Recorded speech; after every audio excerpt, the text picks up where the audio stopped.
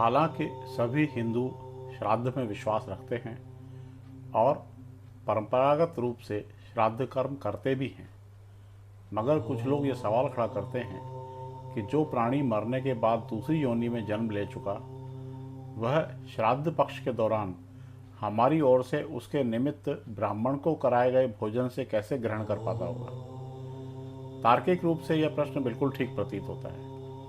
इसी कड़ी में कई लोग कहते हैं कि गया में पिंडदान करके दिवंगत परिजन को आप विदा कर चुके हैं, तो क्यों उन्हें श्राद्ध के नाम पर फिर से बुलाने की गुस्ताखी करते हैं। इससे भी बड़ा सवाल है कि हम निश्चित रूप से पूर्व जन्मों में किन्हीं के पूर्वज थे। यदि वे हमारा श्राद्ध करते हैं तो उससे होने वाली संतुष्टि का अनुभव हमें क्यों नहीं होता है। दूसरी ओर शास्त्र बताता है कि पितृ ऋण चुकाने के लिए किए गए श्राद्ध कर्म की कीमिया असल में है क्या।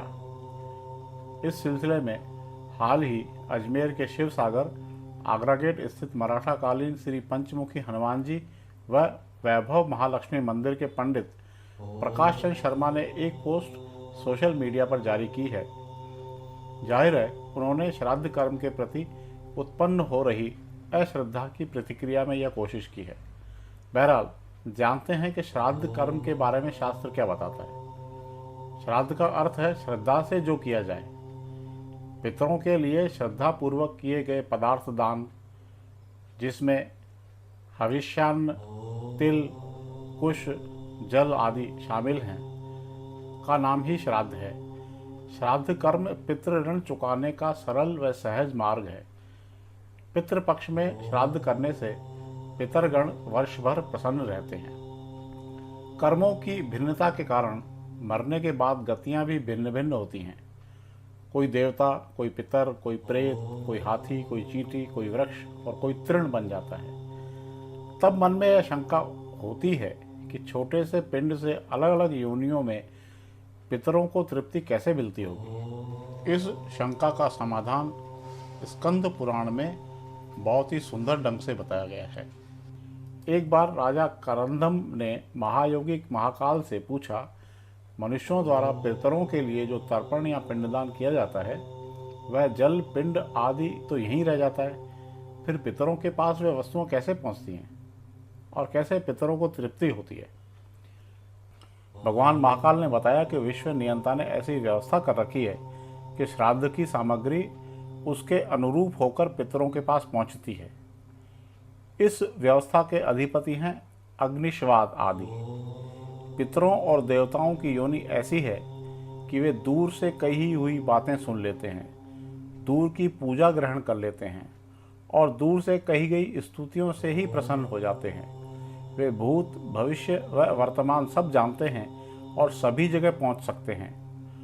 5 तन्मात्राएं, मन, बुद्धि, अहंकार और प्रकृति, इन 9 तत्वों से उनका शरीर बना होता है और इसके भीतर 10वें तत्व के रूप में साक्षात भगवान पुरुषोत्तम उसमें निवास करते हैं। इसीलिए देवता और पितर गंध व रस तत्व से तृप्त होते हैं। जैसे मनुष्यों का आहार अन्न है, पशुओं का आहार तृण है, वैसे ही पितरों का आहार अन्न का सार तत्व गंध और रस है। अतः वे अन्न व जल का सार तत्व ही ग्रहण करते हैं।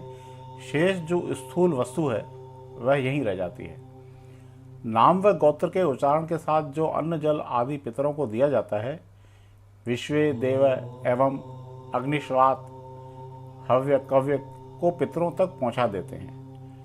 यदि पितर देव योनि को प्राप्त हुए हैं तो यहाँ दिया गया अन्न उन्हें अमृत होकर प्राप्त होता है। यदि गंधर्व बन गए हैं तो वह अन्न उन्हें भोगों के रूप में प्राप्त होता है। यदि पशु योनि में हैं तो वह अन्न तृण के रूप में प्राप्त होता है। नाग योनि में वायु रूप से, यक्ष योनि में पान रूप से, राक्षस योनि में आमिष रूप से, दानव योनि में मांस रूप में, प्रेत योनि में रुधिर रूप में और मनुष्य बन जाने पर भोगने योग्य तृप्तिकारक पदार्थों के रूप में प्राप्त होता है। जिस प्रकार बछड़ा झुंड में अपनी माँ को ढूंढ ही लेता है, उसी प्रकार नाम, गोत्र, हृदय की भक्ति और देश काल आदि के सहारे दिए गए पदार्थों को मंत्र पितरों के पास पहुंचा देते हैं। जीव चाहे सैकड़ों योनियों को भी पार क्यों न कर गया हो, तृप्ति तो उसके पास पहुंची जाती है।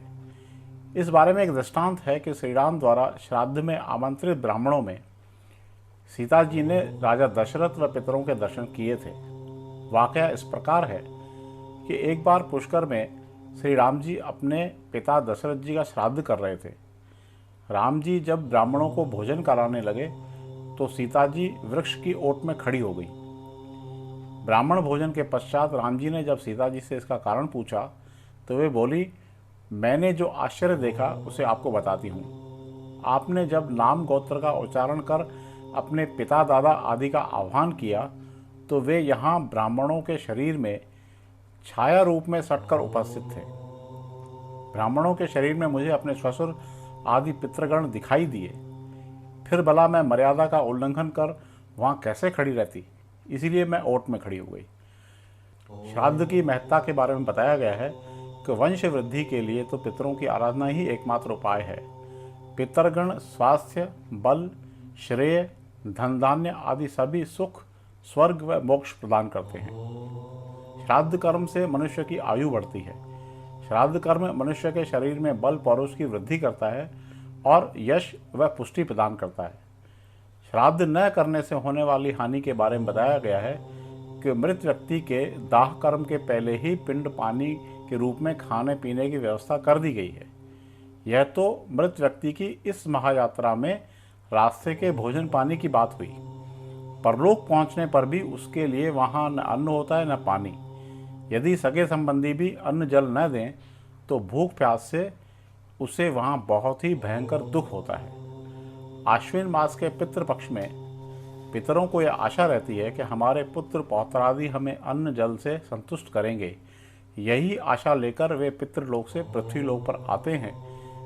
लेकिन जो लोग पितर हैं ही कहाँ, यह मानकर उचित तिथि पर जल व शाक से भी श्राद्ध नहीं करते, उनके पितर दुखी व निराश होकर श्राप देकर अपने लोक वापस लौट जाते हैं। ब्रह्म पुराण में बताया गया है कि धन के अभाव में श्रद्धापूर्वक केवल शाक से ही श्राद्ध किया जा सकता है। यदि इतना भी न हो तो अपनी दोनों भुजाओं को उठाकर कह देना चाहिए कि मेरे पास श्राद्ध के लिए न धन है न ही कोई वस्तु, अतः मैं अपने पितरों को प्रणाम करता हूँ, वे मेरी भक्ति से ही तृप्त हों। यूज्ड कार खरीदते वक्त क्वालिटी की गारंटी भी चाहिए, मिलेगी, बराबर मिलेगी। कार देखो देता है आपको क्वालिटी का पक्का वादा, क्वालिटी सील के साथ, 6 महीने की कॉम्प्रिहेंसिव वारंटी के साथ। और पसंद ना आए तो कार देखो देगा 7 दिन में पूरे पैसे वापस। बस कार देखो पर जाओ और बुक करो अपने पसंद की क्वालिटी सील वाली कार।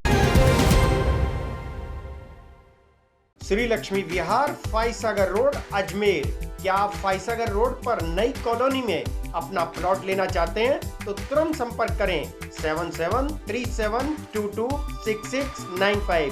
हमारे यहाँ उपलब्ध है 65 गज से लेकर 180 गज तक के प्लॉट्स।